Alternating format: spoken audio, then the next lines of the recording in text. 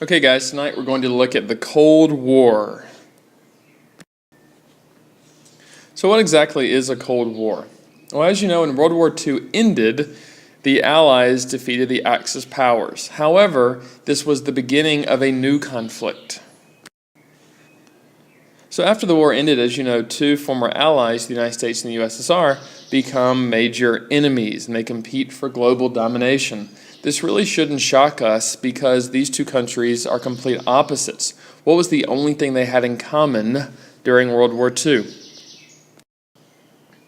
Now, getting back to this question, what is a Cold War? Well, let's look at a hot war first. A hot war is a war in which there is actual fighting between two sides. A Cold War is the opposite. It's a war in which there is not direct fighting. Now, the competition in a Cold War is just as fierce. You just don't have a battlefield with American soldiers fighting Russian soldiers. Instead, they're competing in different ways. So these are some examples of areas in which they're competing. So first, the USA is promoting capitalism and democracy all over the world. And the USSR, as you know, is promoting communism. So basically, the Cold War is simply a competition to see which country's system will be more popular on Earth. And as you can see here, there are a lot of areas of competition, which includes sports and the Olympics, the space race, the arms race, economy and standard of living, then lastly, total number of friends and allies. The American strategy in the Cold War was called the Truman Doctrine, and this is also called containment, as the United States wanted to contain the spread of communism. So if there's a country threatened by the spread of communism, the U.S. will give that country money.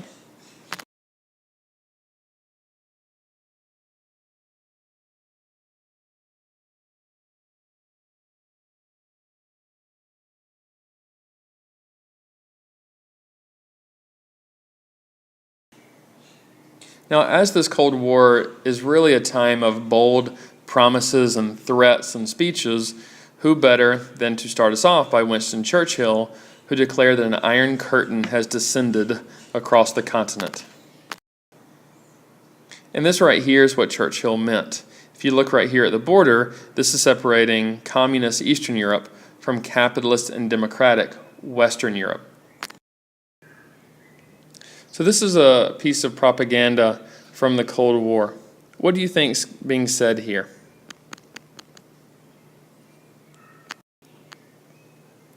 What do you think this picture is?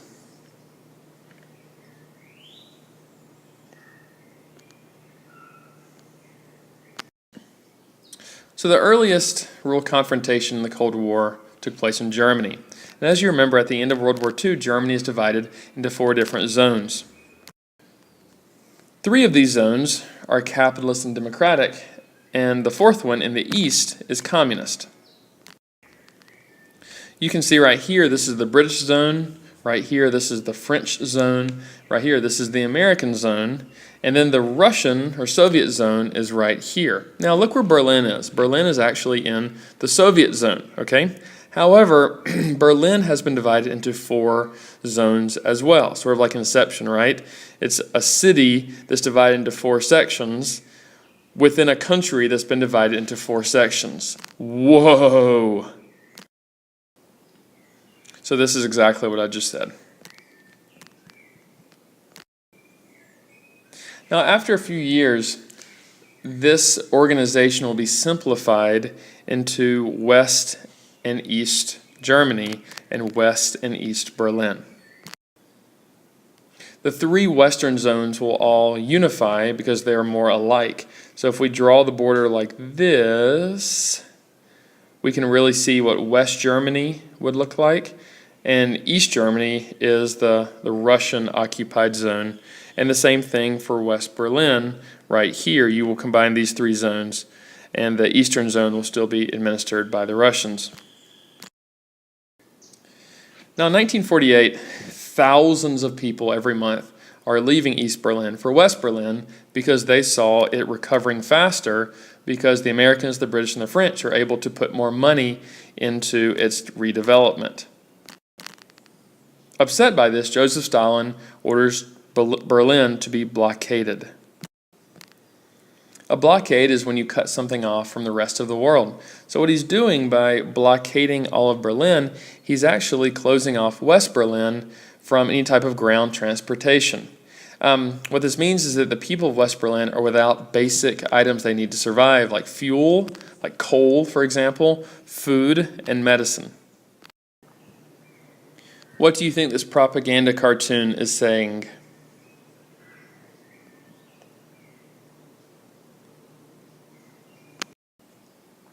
So as this is an early Cold War event, this is basically Stalin daring the United States to do something aggressive. Well, he asked for it, he got it. The Americans fueled their bomber airplanes and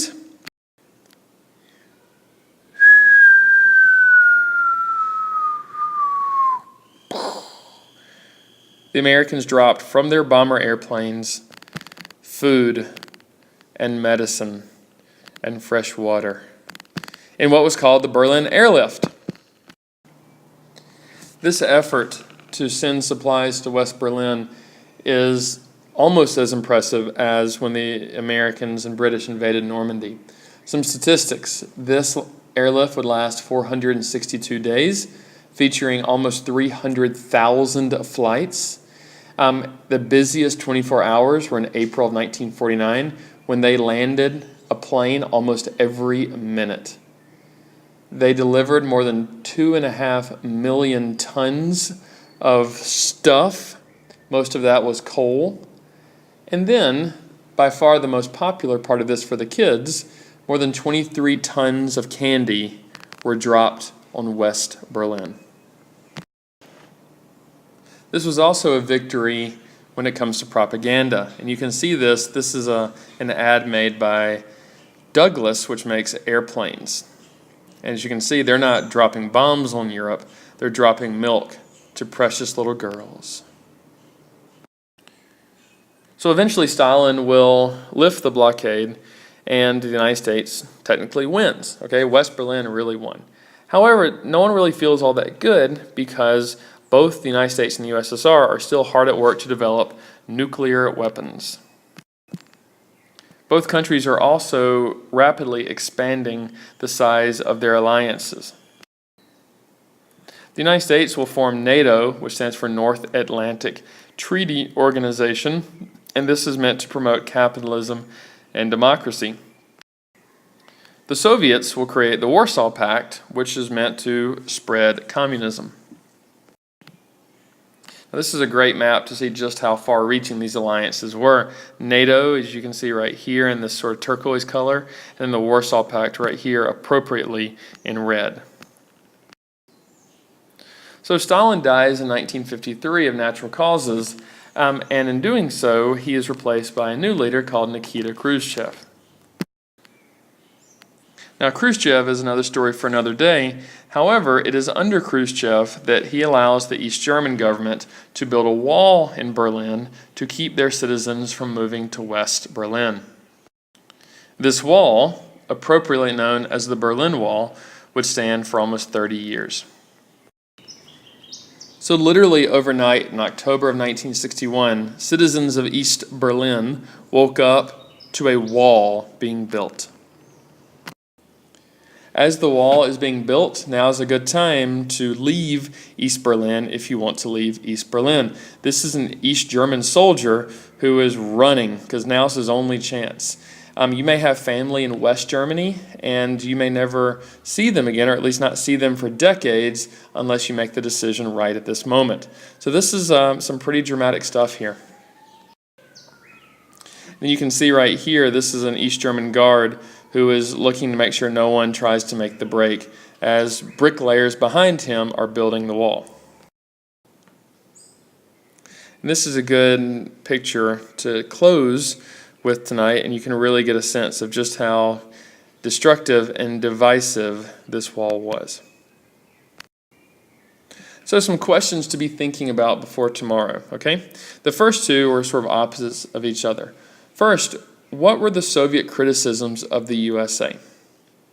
Secondly, what were American criticisms of the USSR? And then thirdly, what do you think is better, a long Cold War that lasts for 45 years or a short hot war? Why? Okay, guys, have a good night.